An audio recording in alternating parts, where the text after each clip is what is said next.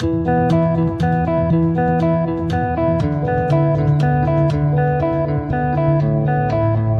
next category of our lean roadmap is the infrastructure. This is what do you need to support you as your lean journey evolves.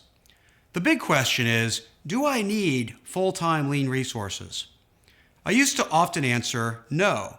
The reason was I had an example of a company that was very successful in their lean journey, yet had no full-time lean resources. Until I looked more closely, I realized that the COO spent 80% of his time coaching, teaching, and facilitating lean efforts.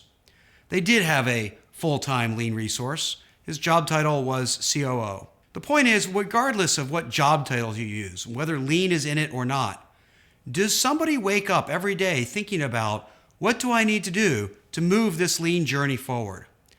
That responsibility has to rest with someone. Not as a third question they ask, but as the first question they ask. So fundamentally, whatever you want to call it, I do believe full-time lean resources will be necessary for your long-term success. The next question to ask about your lean resources is should they be centralized or decentralized? There's no right answer for your organization. It depends on the organization's culture. What's going to be most receptive for the organization? It also depends on the leadership. Are they prepared to provide the guidance needed for those resources? For example, in working with one organization, there was a single leader in an operational leadership role who was very adept at lean. The idea was to move that person to a staff role to lead centralized resources to support the whole organization. However, the organization's culture was to respect operational leadership roles far more than staff support roles. With one move, the respect and ultimately the effectiveness diminished significantly.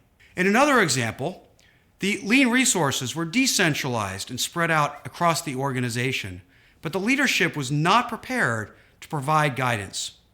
As a result, most of those resources turned into project managers, not actually driving the lean journey moving forward. We instead centralized those resources under a leader prepared to provide the guidance and conviction to support those resources, and ultimately their effectiveness improved. The point is, there is no one right answer to centralized and decentralized, and even the right answer for you may evolve as your lean journey matures. Another aspect of infrastructure is to consider how the roles and responsibilities of the rest of the organization will evolve as your lean journey matures. What are people expected to do day to day? As they learn new skills and develop new capabilities, how will their jobs change? What are they expected to do? Perhaps the biggest changes come to frontline supervision, whether that's in product development or sales or production. What are those frontline supervisors meant to do? Long ago in my own experience, we had an 85-to-1 ratio of employees to supervisors. The job of that supervisor was simply to maintain control of the day-to-day efforts of those employees. As our lean journey started, that role was much more about problem solving, improvement, engagement, and even coaching. The 85-to-1 ratio was no longer going to work. The problem is that we usually have to change what we're trying to do before we actually change the roles, the responsibilities, and the structure that supports it. You can't change the structure and then automatically get the result. You have to build the capabilities, the processes, and the expectations before those roles and responsibilities change. Make sure that you're paying attention to are the roles and responsibilities, how people spend their time, keeping up with what we're expecting out of our organization's lean journey. This is something that matures over time. It becomes a lagging component of your journey, but one that gets too far out of whack, it can really disrupt your progress. The last part to think about in infrastructure are the systems and events and other parts of your organization that support people in their lean journey. Where do they go for information? How do they share ideas? If someone makes an improvement, you certainly want them sharing that improvement with others. For one, it inspires further action. Secondly, people can build on and learn from that improvement. That's a great way to spur more action in the organization. How do they do that?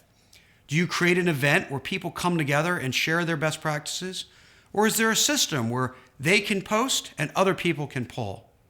There's no right answer to that, but you need to create systems of your infrastructure that enable but don't impede your lean progress. That's exactly what infrastructure is meant to do. It won't drive your lean success, but it can either impede or enable your lean success and make sure that you are designing it in connection with everything else you have going on.